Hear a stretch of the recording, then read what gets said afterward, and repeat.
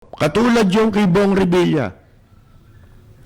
Di ba, sabi ko, dapat magkaroon ng ruling ang Korte Suprema dyan. Bakit to? Kasi, baliwala na yung kasong plunder.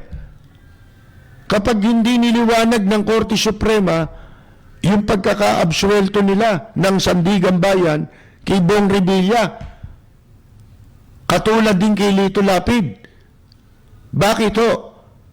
Kasi sa batas ng plunder, ang description yan, pwede lang magawa yung krimen na yan sa pamamagitan ng conspiracy, sa buwatan.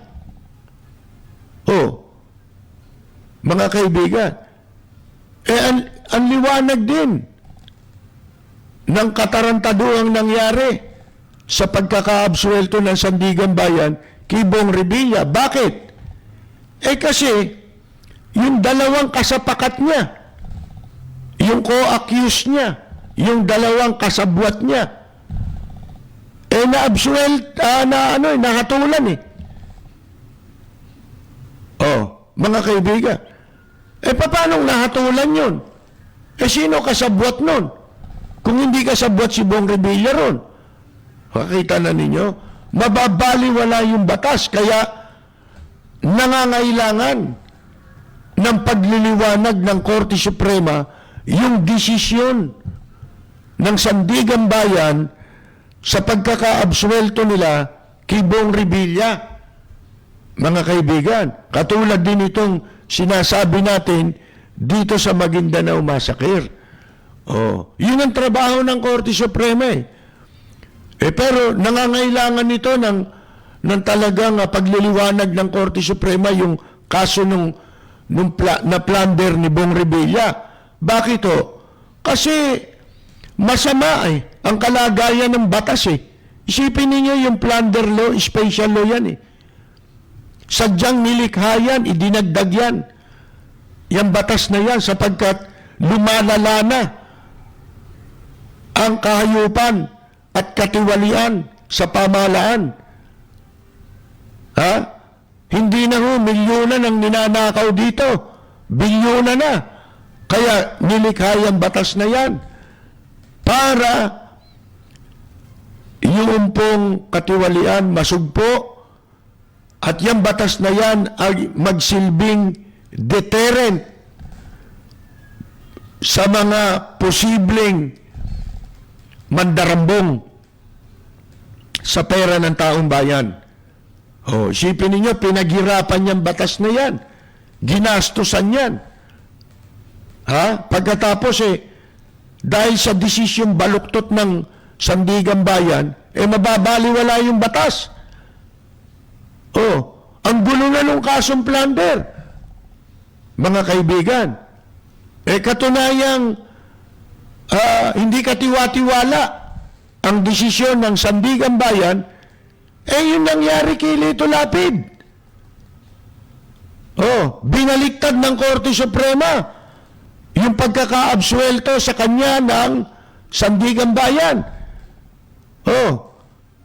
Ang sabi pa nga ng Korte Suprema, sa panig ng Sandigan Bayan Justices, nagkaroon ng abuse of authority. Mga kaibigan, discretion, inabuso ng mga maestrado ang kanilang kapangyarihan sa pag-absuelto kay Lito Lapid. Yun ang sabi ng Korte Suprema. Hindi tayo may sabi nun. Paano mo ngayong babaliwalain itong kaso ni Bong Revilla? Ang hindi natin alam kung sino ang dapat magdulog niyan o kung yan ba ay automatic. Palagay ko yung dalawa, si Cambe tsaka si Nopoles, convicted sila So sila ngayon ang aapila dyan. Delikado pa rin si Bong. Mga kaibigan, sapagkat garapal Paano magkakaroon ng plunder yung dalawa? kung wala yung main suspect, pinalalabas nila na sila hindi main plunderer, katulad ni Jinggoy. Eh kayo yung main plunderer eh. Kayo yung merong control, kapangyarihan sa kwarta ng taong bayan ay pinagkatiwala sa inyo.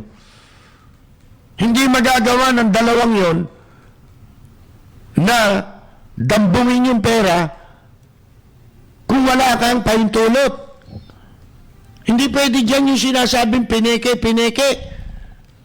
Kaya sabi nung dissenting opinion, yung justice na nag-dissenting opinion, siya sana ang ponente, siya sana susulat ng desisyon, ng hatol sa mga akusado, kay Bong Revilla at saka sa dalawang co-accused niya. Pero, nagkaroon ng botohan eh. Numbers game eh. Katulad din ng Korte Suprema. Nabaliktad ngayon. Ang naging ponente, yung pong yung umabsuelto, yung dissenting opinion.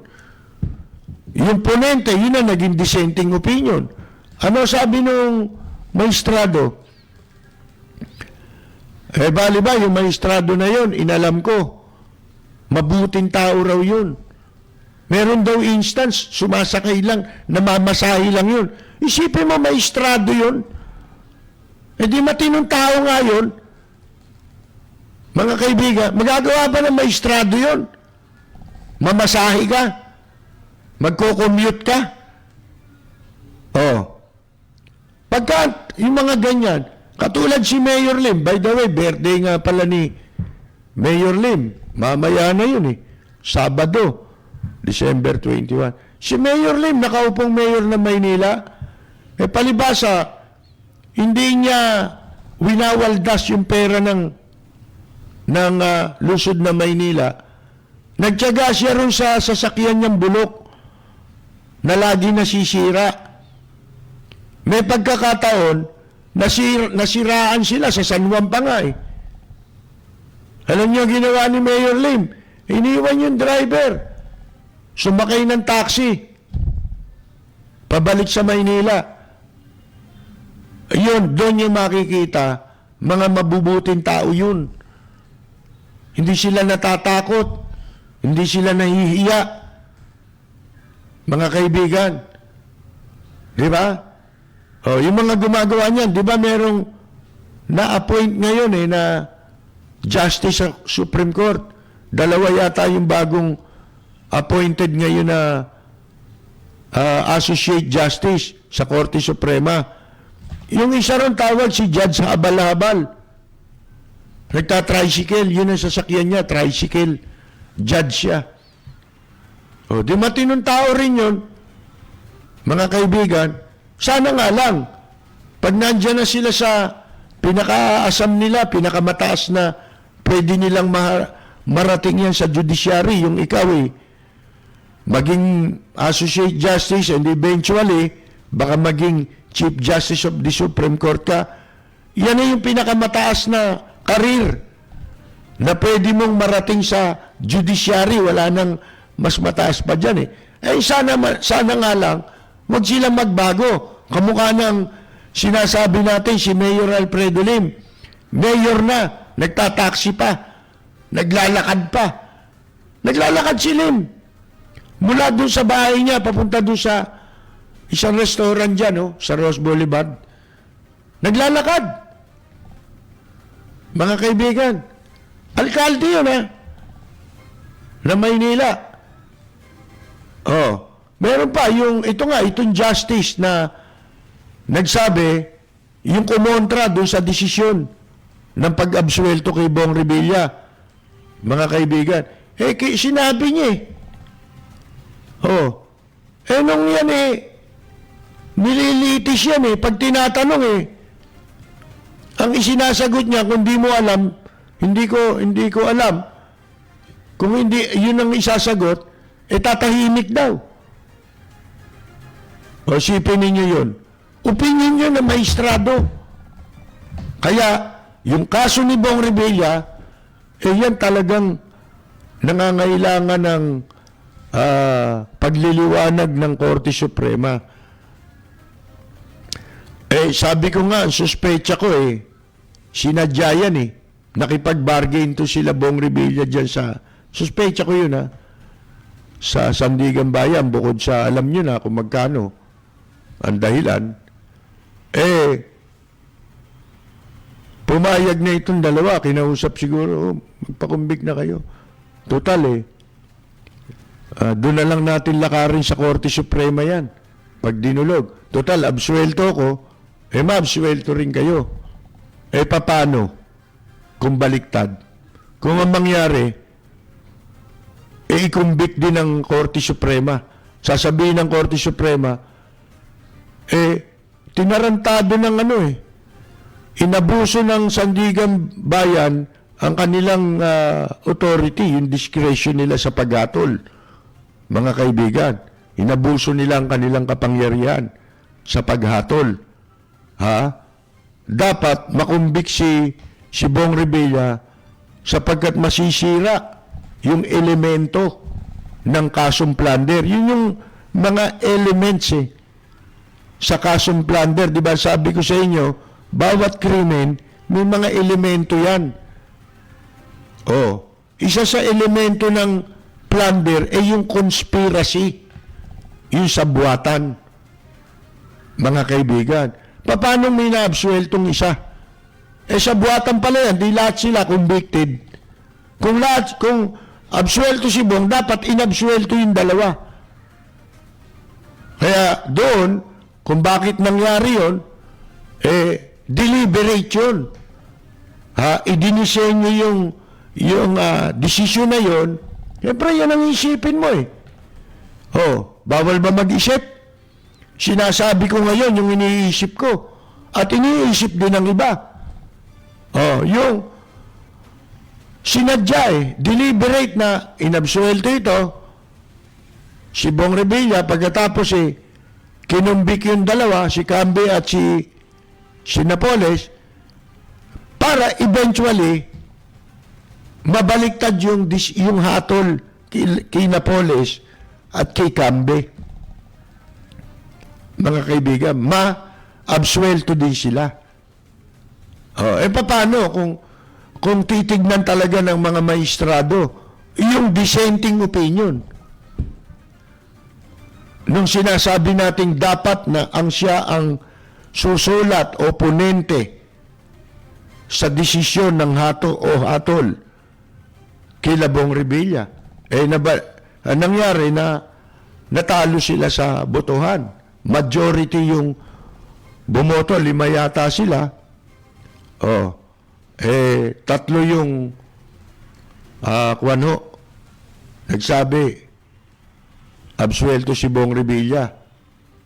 Kaya yun ang lumabas na naging ponente. At ang naging dissenting opinion, yung dating ponente. Yun yung nagsasabi na nung nililiti si Bong Revilla, walang maipresentang ebidensya o kontra dun sa mga ebidensya laban sa kanya. Dokumentado yun Di ba yung mga bank account? Pag tinatanong daw si Bong Revilla, ang sagot lang ni Bong Revilla, hindi ko alam.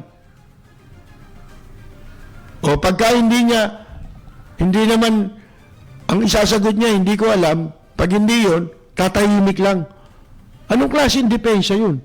Hindi ba dapat yung ebidensya laban sa'yo, pasisinungalingan mo yun, kontra ebidensya. Ebidensya ba yung gano'n? Sasabihin mo, hindi mo alam. Alibay yun Di ba? Kung wala kang pinipresentang kontra ebidensya, alibay yun. Sabi mo lang yun, sa bunganga mo lang yun. Di ba? Hindi pwede yun, mga kaibigan.